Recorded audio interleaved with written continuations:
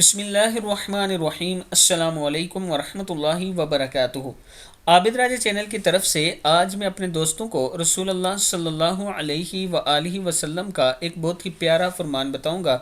आप दोस्तों ने इस पर ज़रूर अमल करना है। जो भी ये दुआ पढ़ ले इसका हर गुनाह माफ़ हो जाएगा। रसूलुल्लाह सल्लल्लाहु अलैहि व आलिहि वसल्लम ने इरशाद फरमाया, किसी मजलिस में बैठे हुए किसी शख्स से बहुत ज़्यादा बेहुदा बातें हो जाएं और वो अपनी मजलिस से उठने से पहले ये दुआ पढ़ ले, सुब्हानकल्लाहुम्मा व बिहम्दिका अशहदु अल्ला इलाहा इल्ला अंता अस्तगफिरुका व अतूबु इलैक। ऐ अल्लाह तू पाकीज़ा है, अपनी हम्द व सना के साथ मैं गवाही देता हूँ कि तेरे सिवा कोई माबूद नहीं। मैं तुझसे बख्शिश मांगता हूँ और तेरे हुजूर तौबा करता हूँ। तो इस मजलिस में सरजद होने वाली इसकी सारी गलतियाँ माफ़ कर दी जाती हैं। जामिया तिरमिज़ी में ये मौजूद है, आप देख सकते हैं।